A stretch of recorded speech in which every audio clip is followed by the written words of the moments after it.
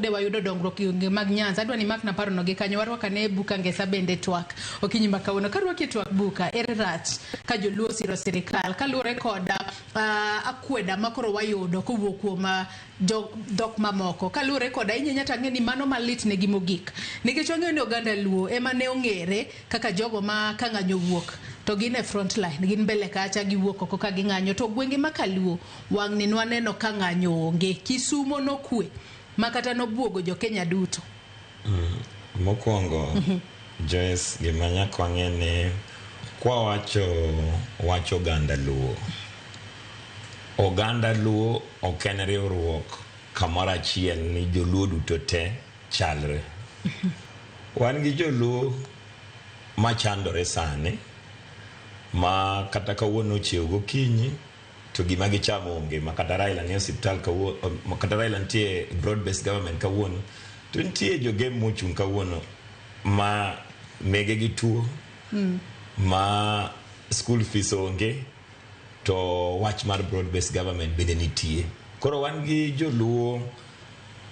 tiende ariyo, wan go kil kamalo kaka gi an masa moro madhe gimoro lakini nitie joluo maonge go koro gimonego bed ni wawacho kik warango oganda mag luo ka gima oganda mag luo gin oganda achiel ni a broad based government nyalo bedo nosekelo pesa kaluo to nego bedi ne wan kaka jominwach kaka nyamorian go kae onego bed ni wacho ni to dongruok ni osekonyo jodala wa mage dibed ni okonyo mbade gi jodala gi kosedo bed ni okonyo joluo maonge gimoro. Wanoyo wawacho ni joluo sebedo kagoyo lweny nikech duto te joluo mang'eny osebedo ka nitie chandruok gachiedh nade pok gisebedo ka gigoyo lweny nikech gin joluo tu lakini joluo mosebedo kobedo alienated from sirikal osebedo ka goyo lweny nyiso ni joluo koluongi ni giwuog oko to gionge mwandu to gionge udi giwacho ni mondo gidhi mondo timang'on gidhi e ndara mondo gigo lweny no but sani ka warango weche mag broad based government waneno ni development onego bed ni timo e wach mar constitution. In fact akena nyamori nyalo dhi chike ma pen chik mar 2010 ibro ng'eyo ni allocation of resources ok tim gi president. In fact allocation of resources budgeting and appropriation bill itimo eligiko e parliament ma all these roadsides me wacho ni Ruto dhi kawo wacho ni bro kel pesa kama magi jok machal ni aparo ni pod gidak e ndalo Moi. My executive order was the order of the day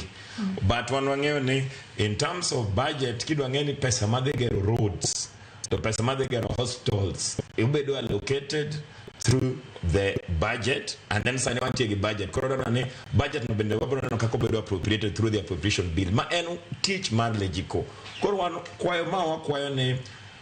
kik mondo sirikal William Samoei Ruto ni duokwa e goyo lweny mar kedo mar ukabila nikech anano ka sasa oduoko machalo nade ne oduoko wayo machalo nade yo mar kedo mar ukabila kidhi Luo Nyanza kanyochen Luo Nyanza no tiwacho ni wang'ni jaluo makoro pogo pesa kumantie chato joko kupogo pesa ni wang'ni okonego otim kamano kaka kir mantie Kenya ka nikech mano sani lweny bro chakore 2027 lweny ni bro gonade donge bro goye gi joluo gi jokale gi jo masawa modhier moloyo lakini jok manigi mwandu gi to ok nyalo goyo lweny no. Koro mondo wan watemo wacho ni e Kenya ka joluo kata kantie sirikal kata jo game mantie sirikal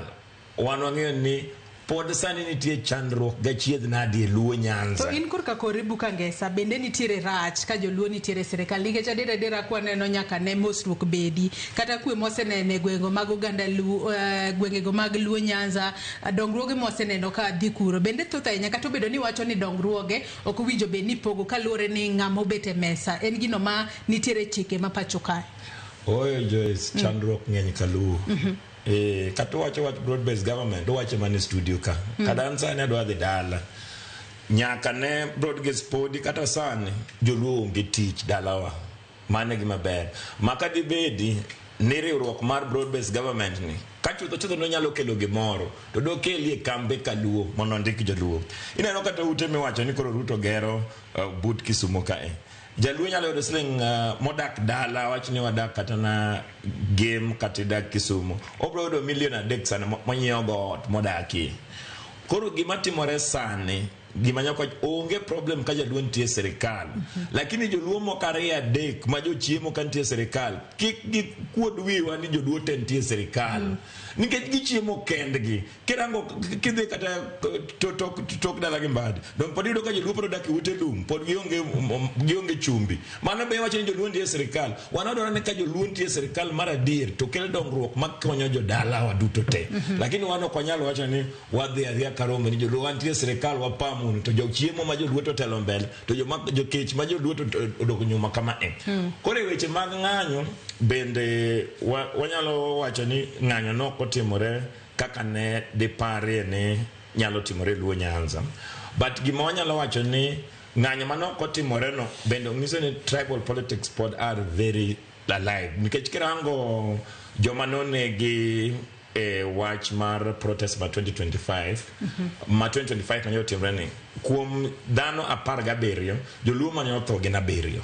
koro nyalo neno kake wacho ni joluo onge street manodhi to joluo manonegi nade to kada kiwacho ndalo broad-based government Ojwang ok jaluo do Albert Ojwang tho e broad-based government ni ingawa ne Albert Ojwang nano ka gimiyo wuon gi pesa mobup lakini pesa mobup no bende nyalo loso nying dhano mosetho koro wanawacho ni joluo pod chandre lwet sirikal ni mana kaka jomoko kik wabed ni wapogore weche kaka joluo jo Kalenjin jo Kikuche wan gima nyalo temo wacho ni nitie pogruok achiel kaka ne Ruto wacho no ndalo mano manyo mbolo nitie hustlers and dynasty nitie joluo mar hustle nitie joluo ma dynasty koro wan watemo riwo joluo ma hustle duto te mondo riwre kamoro achiel mondo go lweny mar adiera mar kedo ne piny mar atero lakini jok modongo wacho ni wan nitie serikal to gine magi chiemo to joluo kech kayo mano dok nyal lokore nyako ngima dala wakili adwa kietwak winjo kanyo kaka Buka Ngeso